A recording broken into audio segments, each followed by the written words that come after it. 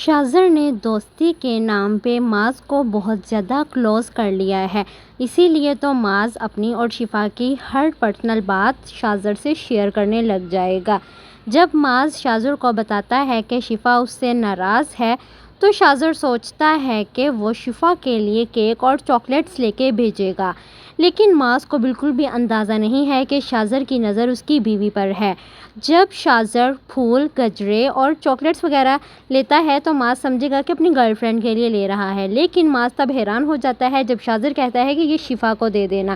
جب معاذ کو حیران ہوتا ہوا شاذر دیکھے گا تو کہے گا کہ وہ میری بھابھی ہے، وہ تم سے ناراض ہے، اسی لیے یہ لے کے دے رہا ہوں۔ معاذ خوشی خوشی آ کے شفا کو پھولوں کے گجرے پہنائے گا اور چاکلیٹس دے گا۔ شفا بہت خوش ہو جائے گی کہ اسے اس کے شوہر کی طرف سے گفٹ ملا ہے، لیکن جب وہ معاذ کے موبائل پہ شاذر کے میسیجز دیکھے گی تو اسے پتہ چل جائے گا کہ یہ سب کچھ تو شاذر کی طرف سے تھا۔ اسے بہت زیادہ غصہ آتا ہے، وہ فوراً پھولوں کے گجروں کو اتار کے پھینکتی ہے اور معاذ سے لڑنے لگ جاتی ہے کہ مجھے کیا پسند ہے کیا نہیں، تم یہ باتیں شاذر کو کیوں بتاتے ہو، اسے ہمارے پرسنل معاملات سے دور رکھو، میں تمہاری بیوی ہوں، میری پسند ناپسند کا خیال رکھنا تمہارا فرض ہے، اس شاذر کا نہیں۔ شفا کو شاذر بالکل بھی پسند نہیں ہے۔ معاذ یہ سب کچھ سن کے حیران رہ جائے گا، اسے تو پتہ ہی نہیں چل رہا کہ شاذر اس کے ساتھ مخلص ہے یا اس کی شفا پہ بری نظر ہے۔ شفا جتنا شاذر سے دور رہنے کی کوشش کر رہی ہے، شاذر معاذ اور شفا کے اتنا ہی قریب ہو رہا ہے۔ شاذر کے گھر میں بھی شفا کو کوئی پسند نہیں کرتا، لیکن شاذر ہی بضد ہے کہ وہ شفا سے شادی کرے گا